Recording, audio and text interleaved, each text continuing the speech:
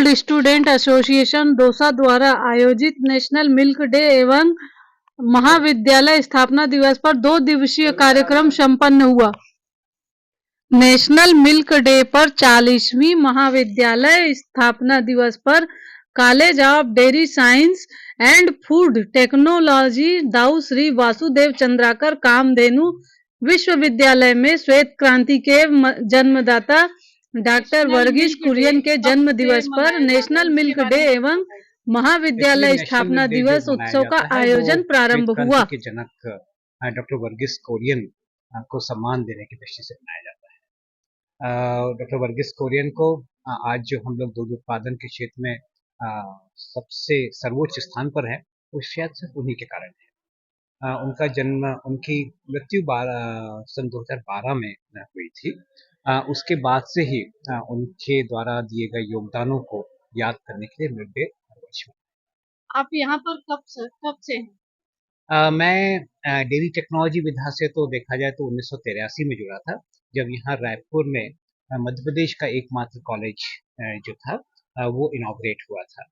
हम लोग first batch के रूप में, मैं और मेरे साथी अनिल पांडे, हम लोग जबलपुर से आए और हम लोगों ने यहाँ पे ज्वाइन किया। सो कह सकते हैं कि पिछले 40 साल से हम लोग डेयरी टेक्नोलॉजी और इसमें जुड़े।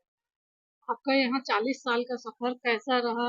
यहाँ के स्टूडेंट क्या हैं, उसके बारे में? देखिए, 40 साल का सफर तो कुछ ऐसा रहा कि दूध के बारे में कहते हैं कि वो अपने आप में सब कुछ संभाल लेता है, जितना शुद्ध होता है और उसमें कुछ भी चीज मिला दी जाए वो उसको कहीं भी परिलक्षित नहीं करता। तो हम लोगों के इस 40 साल के कैरियर में भी कुछ इसी तरह का हुआ कि बच्चे आए, बच्चों ने बड़ी शिद्दत के साथ में अपनी पढ़ाई की, बड़ी शिद्दत के साथ में आज वो अपनी नौकरी कर रहे हैं और अपना रोजगार प्राप्त किया।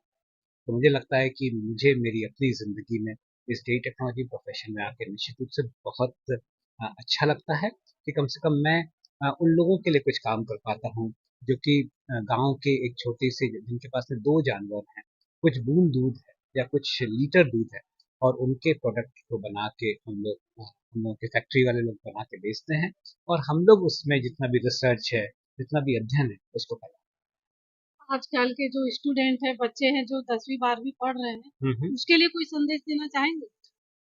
बिल्कुल।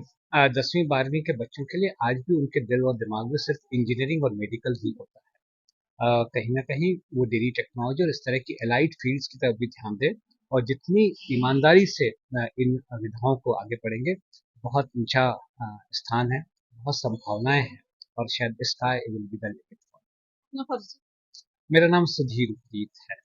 मैं कॉलेज ऑफ डेयरी टेक्नोलॉजी के फर्स्ट बैच का स्टूडेंट हूँ और 2020 तक इस कॉलेज में डीन भी था। वैसे मैं प्रोफेसर ऑफ डेयरी टेक्नोलॉजी। इस फील्ड में कब से जुड़े हैं और क्या क्या करना चाह रहे हैं? हम लोग देखो, हमारा डेयरी का जो कॉलेज है, इसका पहला बैच है एमपी का। हम लोग 1983 में ज्वाइन किया था नवंबर में, और 87 हम लोग पास आउट हैं। 87 के बाद में मेरा जो था, मतलब इमीडिएटली इंडस्ट्री ज्वाइन करने का विचार नहीं था, तो मैंने फर्दर एमटेक के लिए जो मैसूर में central food technology research institute है, उधर पे ज्वाइन किया था। उधर 2 साल का कोर्स है। 2 साल का, जैसे डेयरी के साथ में हम फूड टेक्नोलॉजी करते हैं तो हमारा स्कोप बढ़ जाता है, मतलब केवल डेयरी तक लिमिटेड नहीं रहता। तो हम बाकी लोगों को यही सजेस्ट करना चाहते हैं कि सिर्फ डेयरी करने के बाद इधर पे नहीं रुकना, हमको फर्दर स्टडी जरूर करना चाहिए। आगे इसके लिए और कुछ बताना चाहेंगे आजकल के बच्चों को?